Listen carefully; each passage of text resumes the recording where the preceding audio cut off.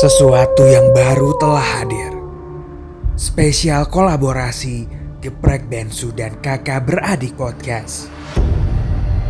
Ayam tumbuk sambal hitam, pedas, nikmat.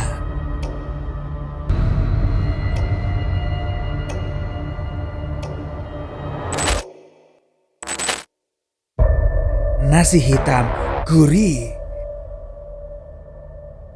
dengan sambal merah pedas membara.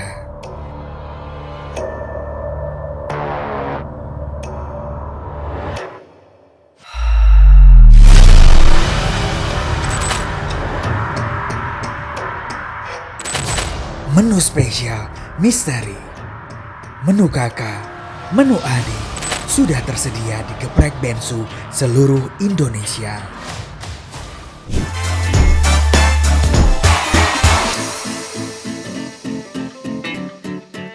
Halo teman Rory, saya Rory Asyari, ketemu lagi di obrolan Rory. Sebelum kita mulai proses syuting pagi hari ini, saya pengen kasih tahu bahwa kami semua sudah menjalani tes antigen, hasilnya non reaktif atau negatif, dan teman-teman di studio pun juga menerapkan protokol kesehatan yang ketat, pakai masker, jaga jarak. Jadi insya Allah syuting kita pada hari ini berjalan dengan aman dan juga lancar.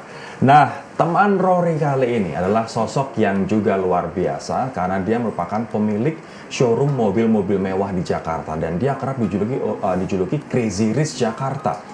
Tapi cerita lain di balik sosok ini, dia hanya lulusan SMA, dia sempat DO, dia bahkan sempat diusir oleh keluarganya gara-gara nggak mau kuliah. Tapi ternyata sekarang dia sukses luar biasa. Siapa dia? Yuk kita simak dulu profilnya.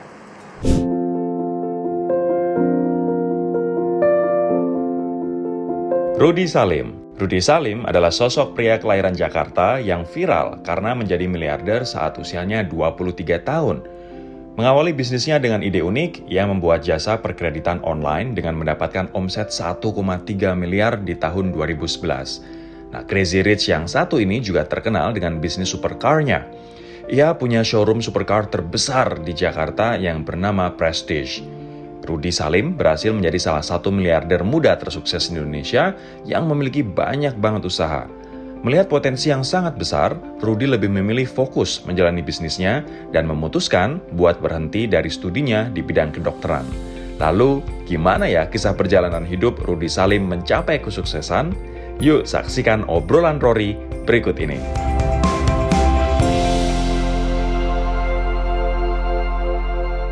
Sudah bareng gue di studio obrolan Rory, Rudy Salim. Siap. Apa kabar, Rud? Baik. Wah, ini kita kedatangan Crazy Rich kemarin. Kemarin Crazy Rich, kalau saya crazy doang. Biasa Crazy aja. doang. Tapi gara-gara craziness itu, lo jadi super rich gitu. Tapi gue seneng banget sih ngundang lo ke obrolan Rory dikarenakan teman-teman Rory yang kami undang di obrolan ini nggak cuman kaya aja, tapi mereka adalah orang-orang yang inspiratif dan berjuang benar-benar dari nol, dari bawah. Kerjaan gitu. saya tiap hari itu sebenarnya nontonin YouTube ini, nontonin obrolan Rory ini tiap hari. Yang aja bener nontonin. lo. Keren banget ini. Yang isinya. bener, Rud. Jadi saya tuh senang sekali bisa diundang di sini. Oke, thank karena kan you, Rud. ada temen Rory nggak punya temen, jadi nggak bisa bilang temen Rudy, nggak ada temennya gitu. Gimana dong? Oke, boleh. Rud, tapi aku kepikiran nih, nama Rudy Salim nggak bisa dipisahkan dengan mobil-mobil mewah dan juga showroom supercar di Jakarta. Awalnya gimana sih ceritanya milih mobil mewah sebagai bisnis lo? Sebenarnya mulai bisnis otomotif tahun 2013. Itu sebelumnya karena saya kuliah kan awal sekali. Jadi tahun 2013 baru kekumpul duit buat import mobil. Dulu pengen punya mobil tapi pada mahal-mahal. Kenapa harga di luar negeri setengahnya bahkan sepertiganya. Exactly. Harga di luar negeri murah. Ya bisa dikatakan jauh lebih murah. Jauh lebih murah. Akhirnya saya karena showroomnya mau untung atau apa nih, akhirnya saya coba import deh. Saya pelajarin tuh ada namanya pajak impor barang, PPN, PPH, PPNBM, bayar, jalanin segala macem, import. Ternyata bisa nih kayaknya ada margin, bikinlah jadilah showroom. Tapi sebentar, ketika lo awal mula mengimpor mobil, ternyata apa yang bikin mobil di Indonesia mahal, Rud? Iya betul, ada namanya PIB pajak impor barang aja 50%, PPNBM itu 125%, lalu ada PPN sama PPH 10% lagi. Jadi total tuh sekitar 180 ke 190%. Ditambah lagi BBNKB 11%. Jadi 200%. Ternyata memang Oh benar. my god, pajak kita ternyata kamsyong juga untuk mobil betul, mewah ya. tapi itu tidak disalahkan karena begini loh, Indonesia ini bukan negara maju tapi negara berkembang. Kalau kita selalu import, maka ada namanya current account deficit atau Betul. defisit neraca perdagangan karena rupiah yang ditukarkan ke mata uang asing mengakibatkan nilai mata uang rupiah yang melemah. Jadi lemah terus. Walaupun otomotif tuh, apalagi impor barang mewah ini mungkin cuma 0,000% Ya. sekian 0,001%, tapi tetap aja kontribusi secara psikologinya sangat besar. Oke. Artinya mobil mewah ini langsung dilirik, dilihat wah gara-gara mobil mewah kita ada current account deficit yang membuat perdagangan neraca perdagangan melemah, padahal kontribusinya mungkin kecil sekali. Wah, tapi gue penasaran deh, Ruth. Sebulan rata-rata laku berapa mobil, Ruth? Waduh, adalah cukup pokoknya. Cukup tuh berapa coba? Wah, ya adalah. 10 nyampe 10 nggak, Ruth? Nggak tahu deh, janganlah. Karena nih obrolan Rory ini dilihat banyak orang nih. Waduh, nggak enak. Tapi kita. bentar, lo punya showroom 5. Iya banyak, saya ada di beberapa mall. Lalu ada showroom saya yang semestinya untuk showroom IU mungkin terbesar di Indonesia. Kita 8.000 meter persegi, hampir 1 hektar. Ini yang ada di Pluit. Ada di Pluit. Iya, bisa Oke. taruh mobil mungkin 300 mobil total. Ini brand-brand yang lo bawa Pada ke Indonesia dasarnya ini kayak kita Bentley, Lamborghini, semua, Tesla. Karena saya kan importir umum. Saya pemegang merek dari Renault, baru saya akuisisi di bulan Desember tahun 2020 tahun lalu. Renault udah sebagian sahamnya saya akuisisi, Renault di Indonesia. Itu saya pemegang merek. Lalu saya juga distributor dari mobil terbang atau drone terbang e-hang, itu kita distributor juga. Oke. Lalu kita importir umum untuk ya semua merek tadi, Lamborghini, Bentley, Tesla dan sebagainya. Ini menarik banget karena ternyata dari tahun 2012 Rudy Salim udah mulai mengimpor awalnya 3 mobil ya, terus Iya. merambah ke bisnis otomotif atau mobil gitu dari mengimpor mobil itu. Iya. Apa yang bikin lo yakin, Ruth, bahwa bisnis ini akan sustain, akan sukses, Ruth? Nggak ada yang bikin yakin. Semua bisnis itu kalau yakin atau kalau pasti untung itu namanya mungkin jambret atau nyolong atau mungkin ngerampok. Atau ramal kali. Iya kan? Atau ramal aja bisa salah. Jadi sebaik apapun kita bikin feasibility study, sebaik apapun kita memetakan suatu bisnis, dan sepede apapun, bahkan makin pede kita bikin bisnis, makin salah loh. Oke. Bisnis itu harus digak pedein, tapi harus dibuktikan secara objektif. Ketika kita jadi seorang bisnismen, bukan bagaimana cara untungnya, tapi bagaimana cara exit dan meminimalisir collateral damage yang terjadi dari bisnis yang gagal. Wow, ini juga pelajaran bisnis 101 nih dari seorang Rudy Salim ya. Iya, karena kalau bisnis pasti untung, ya itu saya pegang pisau, Mas, 1 juta dong. Nah, itu udah pasti untung tuh, udah pasti dapat duit. Jambret namanya, ngerampok. Kalau bisnis kemungkinan ruginya malahan tinggi. Ruth, ceritain dong bahwa lo hanya lulusan SMA. Banyak orang yang berpikir bahwa lulusan SMA ya akan susah cari kerja begitu. Tapi ternyata lo bukannya mencari kerja, lo sukses dan menciptakan begitu banyak lapangan kerja. Tuh ceritanya gimana dulu? Ya dulu kan sebenarnya saya nggak pinter-pinter amat sih ya. Jadinya sebenarnya mau jadi dokter, siapa yang nggak mau? Siapa tahu bisa jadi dokter. Ayah, ibu dokter, kedua saudara juga dokter. Jadi kan waduh, keluarga tuh mindsetnya kalau nggak jadi dokter kayaknya nggak sukses gitu kan. Tapi saya lihat orang tua yang lain juga begitu, yang insinyur, arsitek. Lu sekolah arsitek gitu kan, yang artis anaknya dijadiin artis, nggak jadi artis nggak sukses ya kan, yang pengusaha anaknya jadi ya kayak gitu bercermin pada orang tua. Iya kan? begitu. Nah itulah mungkin jadi kita sekarang saya jadi orang tua, saya malah mau membebaskan berkarya aja, mau jadi apa. Jadi lu waktu itu sempat kuliah kedokteran. Jadi lu SMA kuliah kedokteran berapa semester tuh? 4 semester. Kebetulan 4 semester, kalau nggak 40 SKS tuh di DO.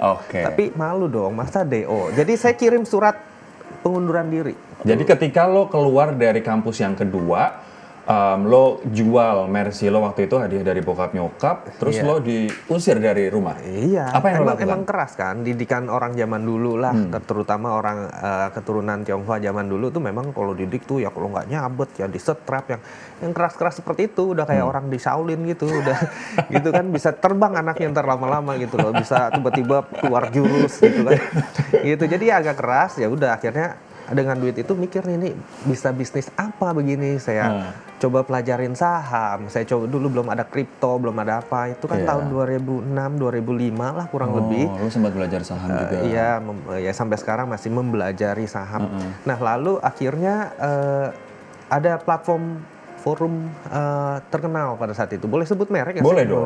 Ada Kaskus pada saat itu. Ya kan semua orang pakai Kaskus, belum ada Facebook, masih aja MySpace, Friendster, Instagram belum ada. Jadi pakai Friendster, pakai Kaskus. Di Kaskus ada forum jual beli. Saya liatin nih, wah jualan handphone banyak orang, jualan apa ada, tapi tidak ada yang membiayai. Wah, kita ada duit nih 200-300 juta. Ada dulu namanya rekening bersama. Orang kalau mau bayar escrow account. Kalau sekarang kan udah ada OVO, GoPay dan lain-lain. Terus dari platform e-commerce-nya sendiri kalau barangnya nggak dikirim ada sistem refund dan sebagainya. Kalau dulu kan nggak ada. Ini berarti bisnis microfinance lo itu. Mungkin zaman sekarang pinjol kali ya, Bro. Pinjaman online ya, Bro ya. Kalau pinjaman online itu orang ke orang, kalau ini membiayakan barang. Tapi pembiayaannya itu kita harus lihat kegunaannya itu untuk dia kuliah biasanya. Tapi kalau untuk gaya-gayaan, jadi kita akan profiling juga. Jadi ini bisnis microfinance. Itu akhirnya bertahan nggak itu? Tumbuhlah microfinance itu. Jadi dari microfinance ini kemudian baru merambah ke mobil supercar. Baru mobil di 2012 Desember saya import, Januari Februari nyampe, Maret baru buka 2013. Jadi itu setelah 6 tahun nyari duit. Dari mobil-mobil ini dulu, yang ada di showroom-showroom lo tadi berbagai merek yang ini kayak dream cars gitu. Berapa yang paling mahal harganya? Paling mahal kita masukin tahun 2018 namanya Bugatti. Bugatti. Kalau Pagati mungkin yang jualan rujak. Gado-gado atau rujak ya. Kalau Bugatti mobil mewah ya, Bro. Beda nasib ini Bapak sama Ibu. Berapa harganya? Bugatti dengan semua perpajakan tadi kurang lebih 88 ke 90 miliar. Itu ada yang beli? Pada saat itu ada, tapi dari luar negeri. Akhirnya kita ekspor lagi.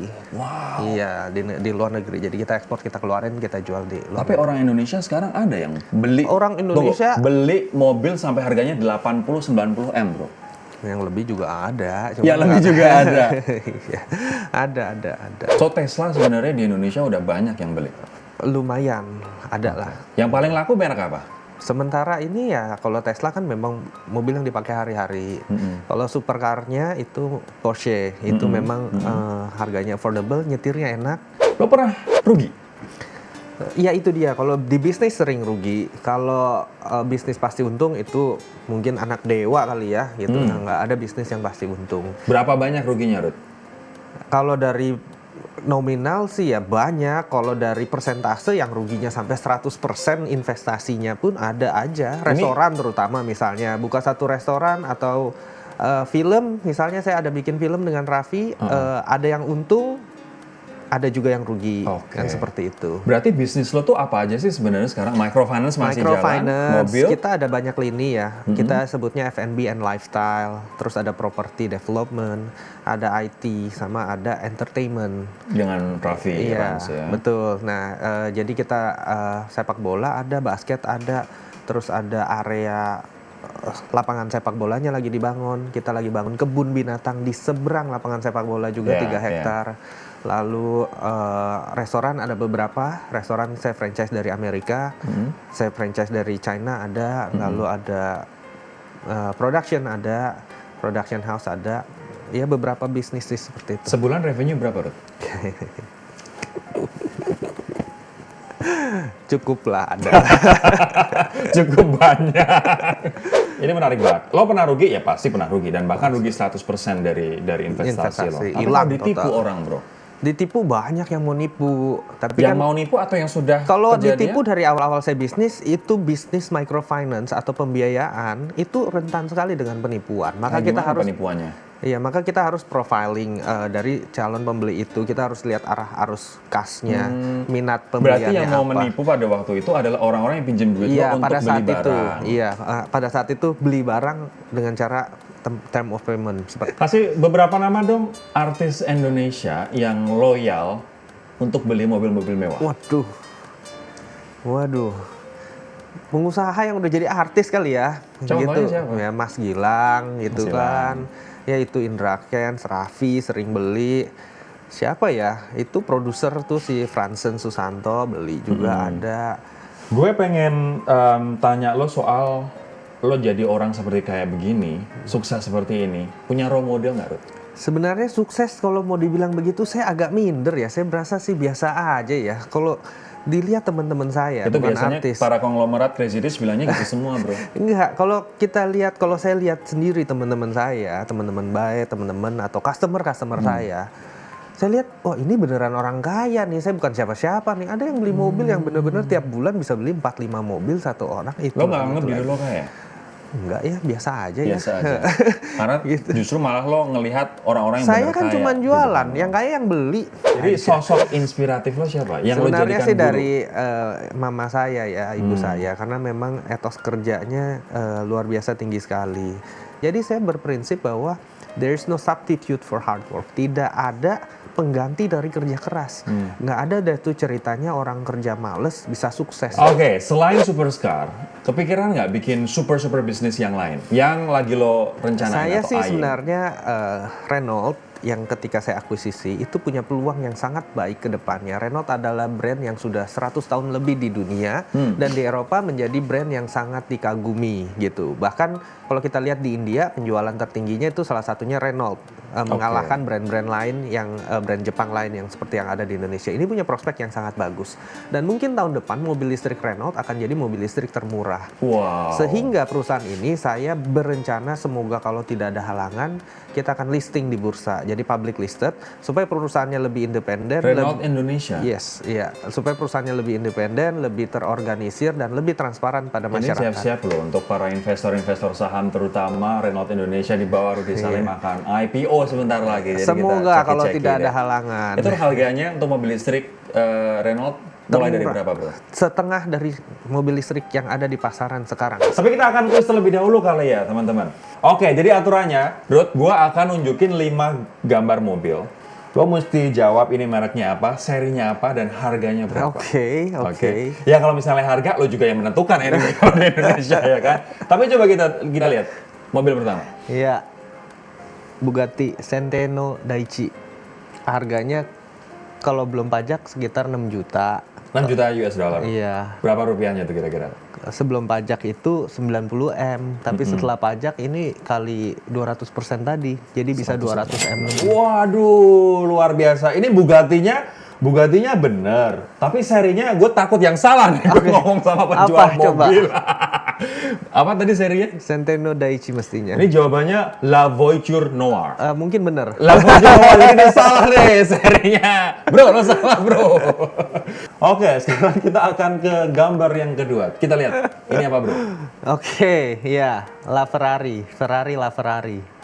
Ferrari. Harganya? Harga di luar negeri itu 2 juta sekitar 30 miliaran. Terus? Kalau di Indo ya bisa 80 ke 90 miliar. Waduh, ini juga bener sebenarnya. Tapi serinya gini, serinya namanya La Aperta. Tapi gue untuk mengatakan apakah ini La Aperta, gue nggak terlalu pede bro, karena lo pasti jauh lebih tahu. Tapi ini Ferrari bener banget. Ferrari La Aperta harganya 94 M. Iya. Oke, sekarang kita akan ke gambar ketiga, coba. Oke. Pagani ini Ini bukan Bugatti ya, Pak Gani ya namanya ya. Pagani nih, Pagani Huayra mestinya ya. Betul banget, Pagani Huayra Tricolor. Iya. Oke, ini harganya berapa bro? Ini ya sama ya, mestinya sekitar 45 ke 60. Cuman begitu sampai di Indonesia ya udah kali 2 kali 3. Kemudian kita akan ke gambar yang keempat bro, kita lihat bareng-bareng. Waduh, iya. Oke. Ini apa nih? Koenigsegg CCX namanya ini. Wah gila, ini benar-benar akurat loh. Koenigsegg CCX R Trevita. Iya. Harganya berapa bro ini bro? Ya kalau di Indonesia bisa 90-an. Bisa 90-an. Ini dari negara mana sih? Dari Swedia. Nama yang bikin Christian von Koenigsegg. Oke, sekarang kita ke gambar terakhir bro. Nih, Oke. dari logonya udah jelas banget Iya, sebenarnya. Lamborghini Sisto Elemento. Oke, Ya udah. harganya berapa? Harganya, iya, saya nggak pernah masukin sih, tapi sekitar 3 jutaan sih mestinya. Jadi 45. Ya balik lagi sampai sini kali 3 bisa 120 M. Bisa 120 M. Iya. 90-an sampai 120 Yes. M kali ya, tergantung dari serinya. Mobil itu kalau misalnya rumah atau tanah dia ada apresiasi. Mobil depresiasi, nilainya turun. Kalau mobil limited nggak turun. Mobil limited nggak turun, bro. Kalau mobilnya limited itu bisa naik juga. Ruth, dari begitu banyak bisnis yang lo jalanin, dari begitu banyak mimpi yang udah lo raih, ada nggak hal-hal yang belum kesampaian dalam hidup lo? Waduh, mimpi begitu. Ya, sebenarnya gini-gini aja ya, yang belum kesampaian sih banyak ya. Saya mau bikin suatu perusahaan yang benar-benar secara organisasi dari atas ke bawah itu rapi. Kan susah sekali membuat suatu perusahaan yang berjalan dengan baik. Maka sebisa mungkin kita akan listing company kita supaya bisa menjalankan good corporate governance. Artinya dari direksi sampai ke manajerial sampai ke operasional itu berjalan dengan baik. Kalau dari sisi perusahaan seperti itu. Kalau dari sisi kemanusiaan, sosial, sebenarnya sih saya pengen banget bisa berbagi. Cuman memang saya nggak tahu nih bisa berbagi kemana yang tepat sasaran yang tidak disalahgunakan. Terakhir, ini pesan-pesan buat teman Rory biar jadi sukses, Ruth. Maksudnya gini, gue bercermin dari lo yang lulusan SMA, DO, lo nggak manja, tapi lo kerja keras. Lo bahkan sempat diusir oleh orang tua gara-gara nggak mau menyelesaikan kuliah yang bukan passion lo, bukan keinginan lo. Apa pesan lo buat teman Rory, bro? Sebenarnya saya selalu ngomong begini, bahwa kita tidak pernah boleh untuk berhenti bermimpi. Tapi kadang mimpi aja nggak cukup. Banyak orang terlalu lelap dengan mimpinya sehingga tidak pernah bangun dan merealisasikan mimpinya menjadi kenyataan. Jadi pesannya adalah jangan jadi kaum rebahan. Jangan cuma mimpi doang. Jangan cuma julid di sosmed sambil rebahan ya, bro. Terus? Iya, tapi ya bangun, take action dan realisasikan mimpi itu supaya bisa menjadi kenyataan. Teman-teman, ini kalau kita melihat sosok Rudy, kita udah yang wow gitu, dia pemilik showroom mobil mewah. Tapi sosok orang-orang yang sukses, orang-orang yang menginspirasi itu biasanya ya saya cuman gini-gini aja kok, saya biasa aja kok. Dan ternyata Rudy pun juga bekerja keras, dia membangun semuanya dari nol. Dan selain kerja keras, dia juga cerdik, dia juga tahu apa yang dia inginkan. Dan ternyata dalam membangun bisnis nggak selamanya yakin ya bro bahwa bakal untung ya, tapi karena lo suka, lo jalanin. Oke, nah sekarang aku pengen infoin teman-teman, buat teman Rory yang mau beli tiket Kakak Beradik Podcast The Lost World, ini sudah bisa dibeli di Loket, Gotix, Tokopedia, kemudian blibli.com, dan juga link aja. Atau teman-teman Rory juga bisa pesan melalui WhatsApp di 0812-8431-8569. Sekali lagi ya, 0812-8431-8569. Dan untuk info lebih lanjut, kalian bisa pantengin terus di Instagram @mopchannel, @kakakberadikpodcast.mop, dan @happening.id. Happeningnya pakai C ya, happening.id. Jangan sampai kehabisan tiket ini karena ini pengalaman yang seru banget. Oke, jangan lupa juga terus support obrolan Rory dengan cara subscribe, like, kemudian komen, dan share konten-konten bermanfaat yang ada di YouTube MOP Channel. Saya Rodi Asyari, thank you banget. Jangan lupa juga teman-teman, untuk mereka yang pengen, untuk kalian yang pengen nonton episode-episode obrolan Rory dan juga acara-acara MOP lainnya, download aplikasi MOP Lovers di Play Store bagi pengguna Android, dan bagi pengguna iOS, sabar dulu. Masih OTW aplikasinya. Jangan lupa juga follow Instagram @obrolanrory.mop dan juga @mop channel tentunya. Saya Rodi Asyari, thank you banget udah menyimak. Kita akan ketemu lagi di episode berikutnya dengan teman-teman Rory yang nggak kalah inspiratif. Stay safe, stay well. Bye-bye. Thank you ya bro. Ya, siap. Luar Terima biasa, kasih, Ruth. terima kasih.